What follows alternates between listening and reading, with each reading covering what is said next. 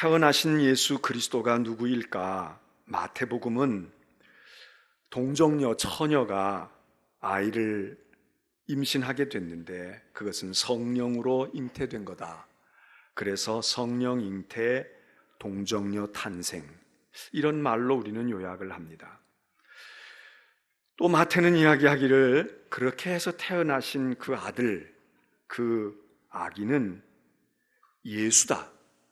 왜냐? 자기 백성을 죄에서 구원할 자, 구원해낼 자. 그래서 예수다.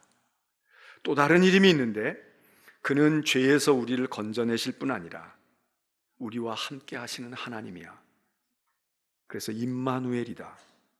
마태가 우리에게 예수를 전해주는 핵심 내용입니다. 동정녀, 성령, 동정녀 탄생, 성령 잉태, 그리고 그 이름은 예수, 그는 임마누엘.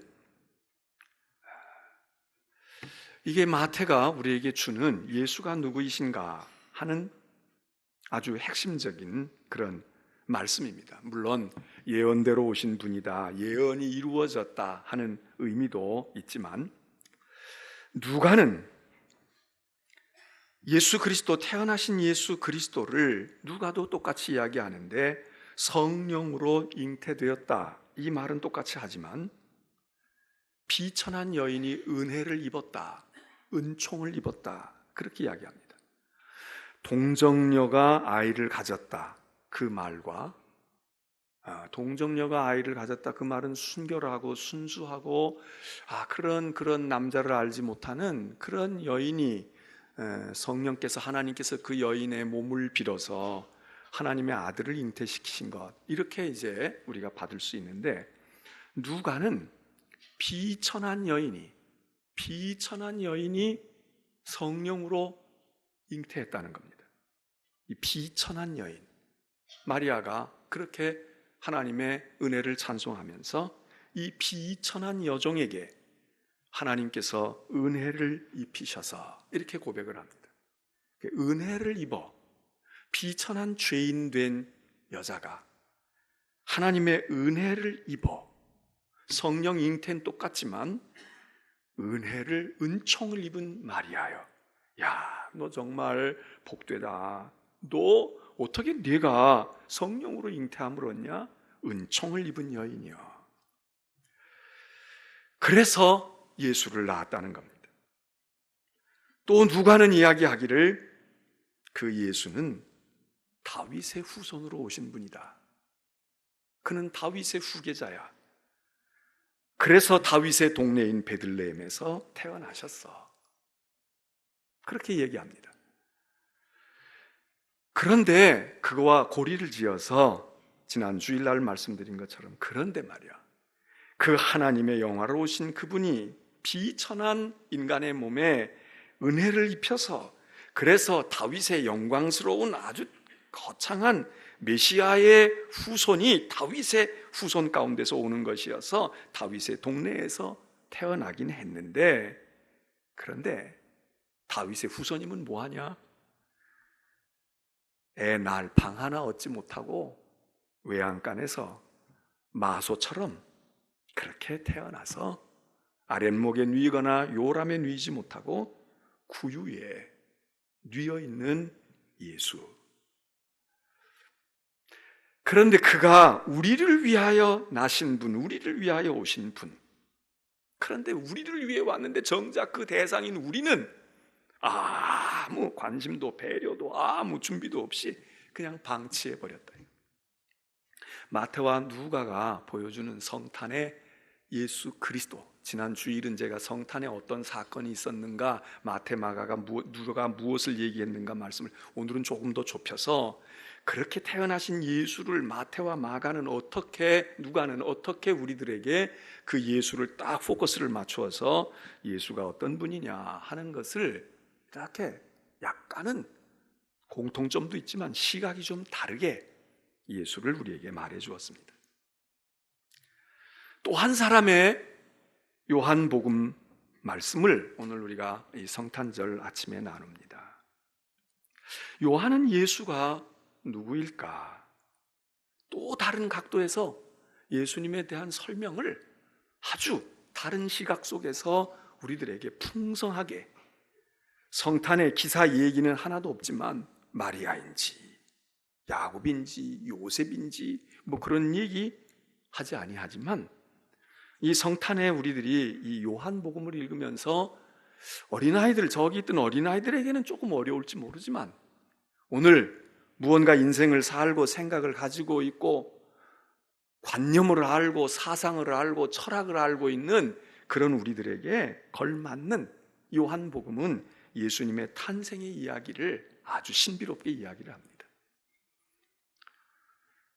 오늘 아이들 설교도 하고 그래서 또 여러분들이 이미 다 알고 있는 말씀이기도 하고 그래서 제가 1장에 대한 말씀을 다 드리지는 않겠지만, 그 중에서도 아주 이 요한 사도가 예수, 태어나신 예수, 우리에게 오신 예수는 누구냐? 그럴 때 여러 가지 설명을 하고 있는데, 그 중에 하나 오늘 말씀의 제목으로 여러분에게 써드렸습니다. 예수, 그분은 말씀이 육신이 되신 분이야. 말씀이 육신이 되신 분이야. 마태도 그렇게 얘기하지 않았고요, 누가도 그렇게 말하지 않았어요. 근데 요한은 예수가 누구이시냐? 말씀이 육신이 되신 분이지. 굉장히 심오하고 어려운 이야기입니다. 뭐 로고스 이런 이야기도 하고 말이죠. 이게 뭐 우리 동양의 사상에 아주 흡사한 것은 도라고 하는 거. 도를 깨우치면 오늘 죽어도 여한이 없어. 그럴 때 우리가 이 도라고 하는 말을 한문으로 쓰지 않습니까? 도사야, 도. 그게 로고스, 히랍에 이야기하는, 히랍어로 말하는 로고스라고 하는 말과 그 도라고 하는 말이 우리가 그래도 가장 유사한 단어로, 언어로 번역할 수 있다는 겁니다. 그러니까 말씀이 육신이 되어, 이 말은 도가 인간이 되어, 이렇게 말할 수 있는 것입니다.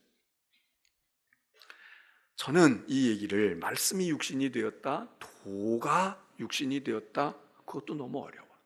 그냥 우리가 쉽게 이 말을 이해한다면 인간이 되신 하나님, 인간이 되신 하나님, 더 쉽게 이야기하면 우리처럼 되신 분, 우리 같이 되어 오셔서, 요한은 우리 같이 되어 오시고 우리 가운데 거하시고 우리와 같이 뒹굴고 우리와 같이 사시는 분, 그 하나님, 그게 예수야. 그렇게 설명을 합니다. 성탄의 신비는 동방박사의 그 전체 우주를 관측해가지고 이상한 별이야, 보이지 않는 별이 저 은하계에 떠있네, 그 별이 움직이는데, 자꾸 움직이는데 저거 웬일이냐, 길한 징조야 흉한 징조야, 이렇게 이상한 별도 신비한 것이고, 남자를 모르는 여자가, 처녀가 아이를 베어서 배가 불러떴다, 이것도 신비한 일이지만, 신비한 일들이 많이 있죠. 그렇지만 요한은 이야기하기를 성탄의 신비, 기독교의 신비, 우리가 생각하는 신비, 진짜 신비한 일이야, 우리 진짜 그런 일은 신기하지, 그건 기적이고 신비한 거야, 그거 또 어떻게 우리가 이해를 하겠어, 그런 일이 어떻게 있겠어. 그 신비를 우리는 무엇이라고 생각을 합니까? 우리는 반대로 생각해요. 인간이 신이 된다고 그러면 신비하다고 할 겁니다. 인간이 신이 되면. 그래서 많은 종교들이 신의 경지에 올라가는 것을 가르쳐줘요. 이렇게 해서 번뇌를 어떻게 하고 무엇을 어떻게 하고 무엇을 어떻게 하면 너희가 지금 여기에 있는 모든 것에서부터 무아지경으로 들어간다, 신의 경지로 들어갈 거야, 너희가 초월적인 존재가 될 거야. 이게 신비 아닙니까? 그런데 복음은 예수 그리스도의 성탄의 신비와 복음과 진리의 신비를 뭐라고 말하냐? 반대로 얘기해요. 신이 인간이 돼? 그게 될 수 있니? 여러분, 인간이 신이 되는 게 어렵겠습니까? 신이 인간이 되는 게 어렵겠습니까? 둘 다 사실 어렵죠. 둘 다 불가능한 거야. 우리는 신이 되고 싶지만 신이 되겠어요? 절대자가 되겠어요? 초월자가 되겠어요? 하루에 10번씩 내가 이러지 말아야지, 내가 이렇게 하지 말아야지. 그래도 나도 모르는 사이에 벌써 또 그렇게 그 선을 넘어가 있어. 또 스스로 무너져 있어. 신은 무사하고 초인이 되는 것도, 슈퍼맨이 되는 것도 어렵습니다. 그런데 분명히 이거 신비지요. 인간이 신이 된다, 신비입니다. 그런데 신이 인간이 된다? 들어보셨습니까? 물론 신인지 인간인지 구분이 잘 안 되는 이야기들은 많아요. 히랍의 신화 같은 것들은 신이라고 존재하지만, 말하고 있지만, 신의 얘기가 인간의 얘기고 인간의 얘기가 신의 얘기 아닙니까? 뒤섞여 버렸어. 인간이 신이고 신이 인간이야. 그런데 오롯이 신이, 하나님이 비천한 인간이 됐다. 이거 쉬운 일이 아닙니다. 여러분이 청와대나 어디 가서, 백악관이나 가서 대통령하고 밥을 먹거나 무슨 어떤 행사에, 신년 기자회견에 여러분이 초청을 받아서 간다. 이거 신비한 일이죠. 이거 일생에 있을 수 없는 일이고, 이거 대단한 일입니다. 그런데 미국 대통령이, 우리 한국 대통령이 대통령 하다가 그만두어 버려. 나 아니야. 이거보다 더 중요한 게 있어. 그리고 형편없이 빚더미에 올라앉아 있고 병들어서 내일 모레 죽을 수 있는 나에게 시집을 오거나 내 집에 와서 종이 되어진다.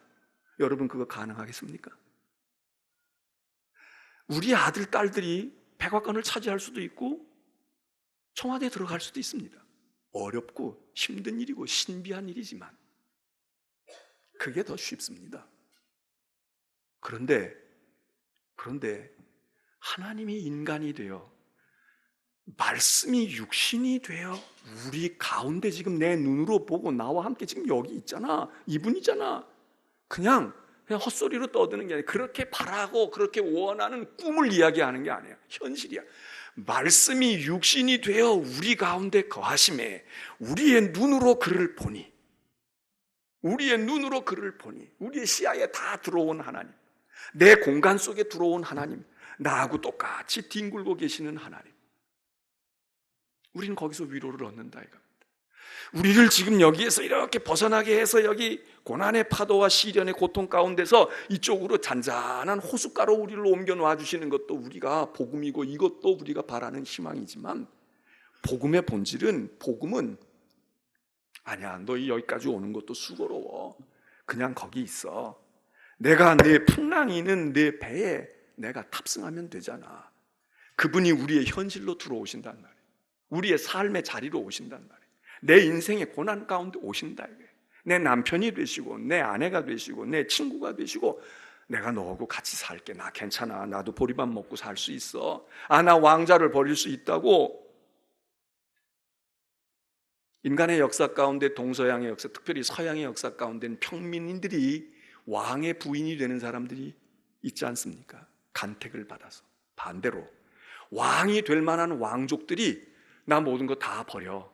이 한 여인을 위해서 나는 내가 있는 내 성분과 모든 걸 다 버리고 난 이 평범한 여인과 더불어 사랑을 누리고 살 거야. 이런 동화 같은 얘기들이 있습니다. 간혹 가다가 너무 신기하니까 우리들이 그 얘기를 기억을 해. 어떤 왕이 그랬어. 영국에서 누가 그랬어. 어디서 그랬어. 그런데 그거 어려운 일이, 그거 거의 불가능한 일입니다. 그러나 평범한 사람이, 우리나라처럼 양반, 상놈의 서열이 분명한 평범한 사람이 어떻게 해서 왕의 빈이 되든지, 왕의 후궁이 되든지, 왕비가 되든지, 그런 일은 훨씬 더 자주 있습니다. 하나님이 오늘 성탄에 우리에게 오셨다. 말씀이 육신이 되어 오셨다. 우리는 여기서 신비를 보는 겁니다. 내 삶의 처지에 나에게 주님이 오셨다. 어떻게 오세요?